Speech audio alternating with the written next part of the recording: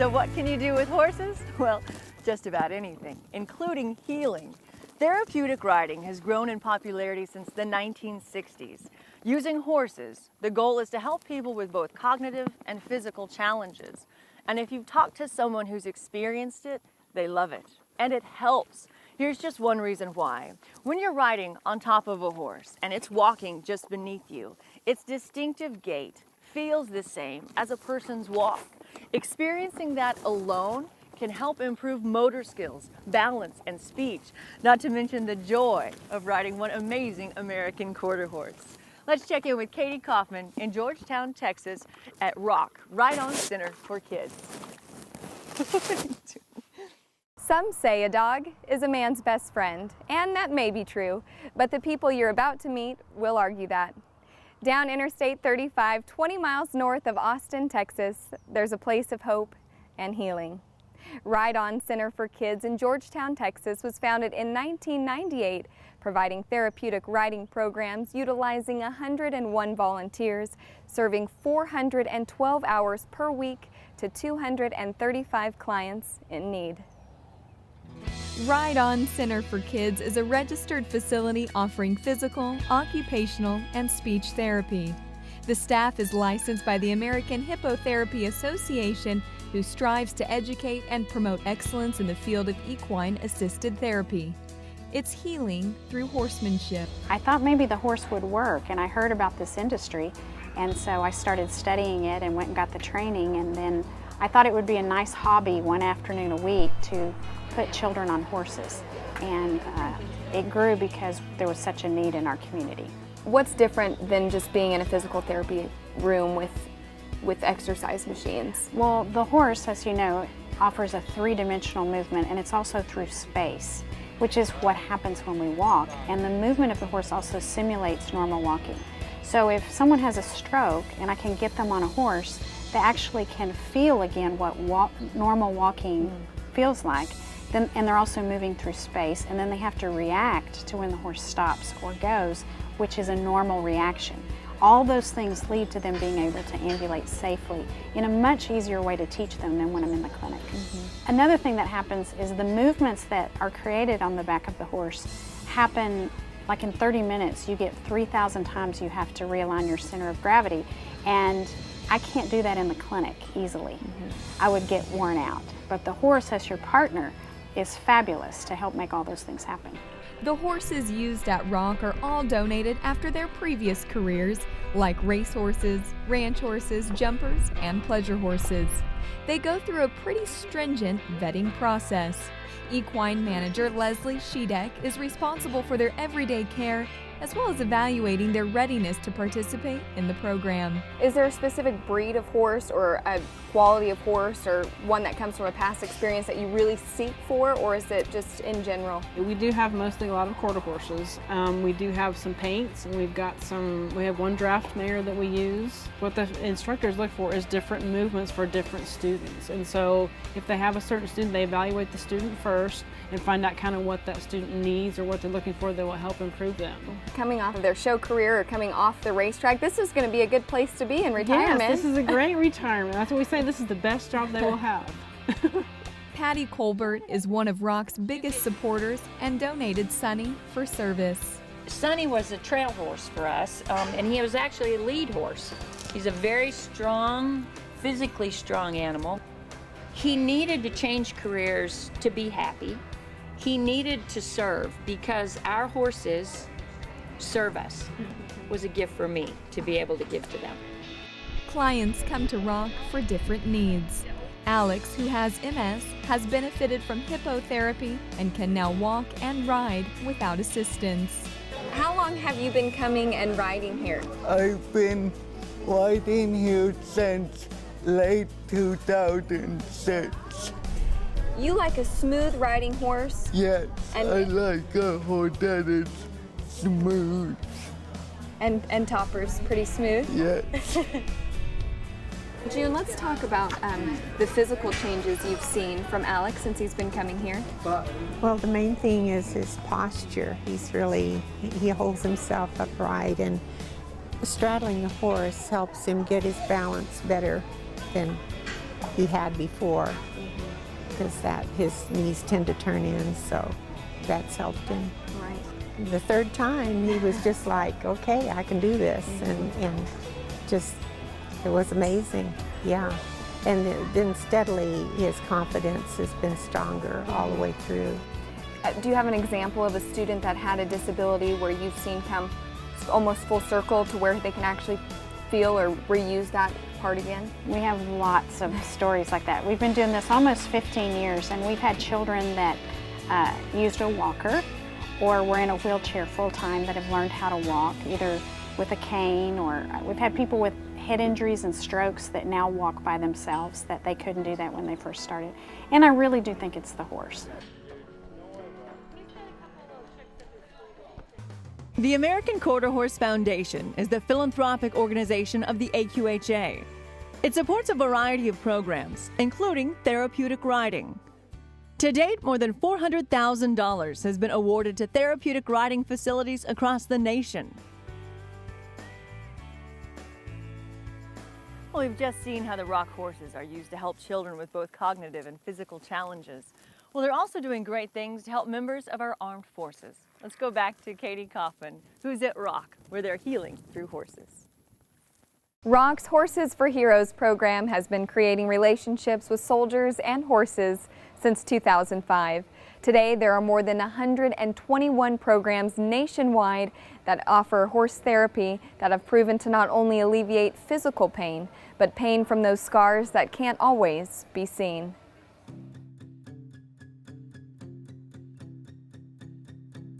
The story of Horses for Heroes started at Fort Hood with the Horse Detachment and this man, Scott Shuley.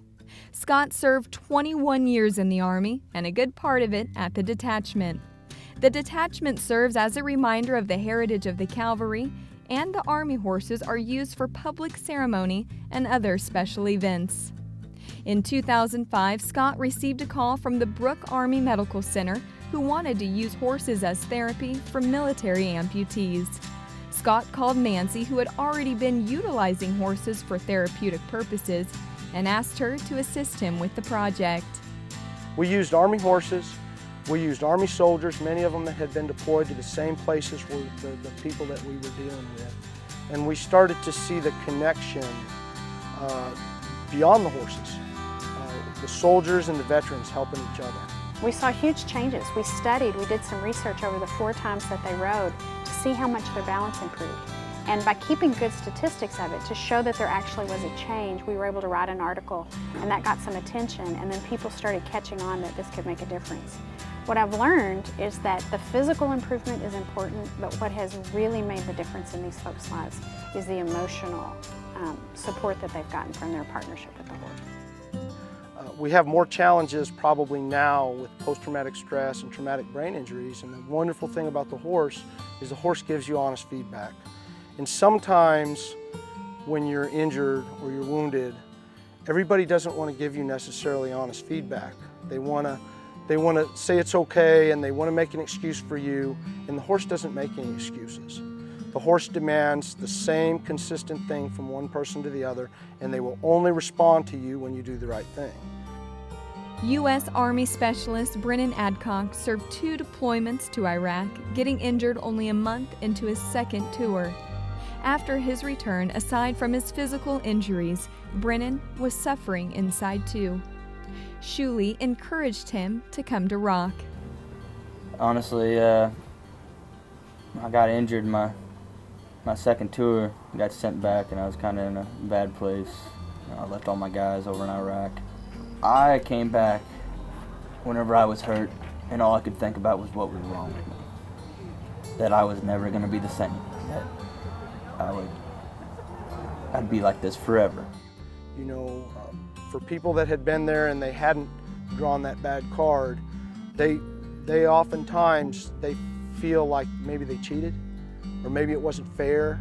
And this was also a way for them to give back and not leave their fallen or their people that had suffered more than they had behind, and it lets us continue our responsibility to our fraternity. Brennan has been participating in the Horses for Heroes program and also by volunteering with the youth as a horse handler. It's that involvement with the children that has allowed Brennan to begin healing. Heroes Trail? Yeah. Yay! There we go. Here we go. That's why I like it. It took a bunch of kids to change me around, to show me that you don't give up. And that's what this place is about. That's what we all want and crave, is just good relationships. Somehow this environment out here offers a place for them to feel safe, and because most of the people that work in this program are veterans themselves, they understand the anger, they understand the fear, the anxiety of different situations. They understand all that. And I think that's one of the key things that makes this such a family environment for these folks to heal. Steve HERBEL, a retired Army Staff Sergeant, served 19 years in the military with 4 deployments to Desert Storm, Desert Shield. Steve also suffered upon his return and transition back into civilian life. Because I served multiple deployments, 4 deployments, and I was in a high tempo type job where I was always outside the wire and always risking getting injured. I did lose a lot of comrades, and I carried a lot of guilt and remorse with me that I survived and they didn't. So I locked myself up in the house for 2 years. Shuli befriended Steve and encouraged him to come to R.O.C.K and Horses for Heroes.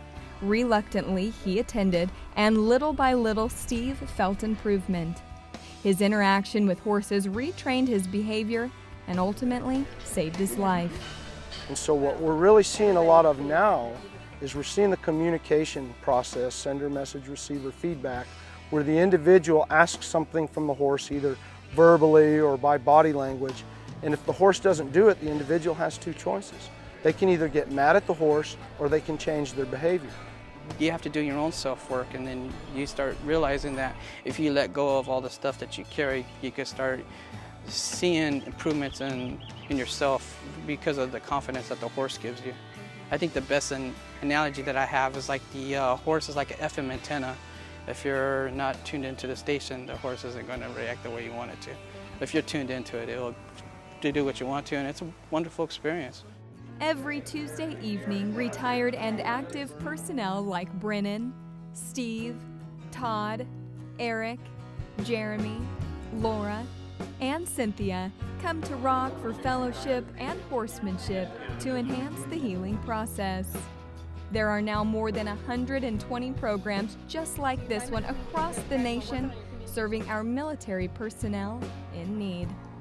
If you're having a problem or something, they're more than willing to listen if you feel like talking about it. So that's great. You know, there's no pressure on anybody for anything, and it's nice to be around people who know what you've been through. This program is just totally awesome, and it just has truly made a huge difference in my life. You see Brennan and all of our folks come, and they're not quite sure. They have to check us out, and then if they make the decision to be out here, they start building relationships with other veterans, and then when they work with the horse, they learn about themselves. The interaction between themselves and the horse leads to self-discovery, and that self-discovery that they learn, then they can carry it over to other human relationships. So, I mean, it really is horse sense that makes the difference. And I think maybe that's what we offer here, is hope. And we let people be themselves. If they want to come eat and go home, that's fine. Or if they want to work with the horse and not eat and not fellowship, that's okay too. So they just need to find a place where they can be accepted. And that's what we try to offer here.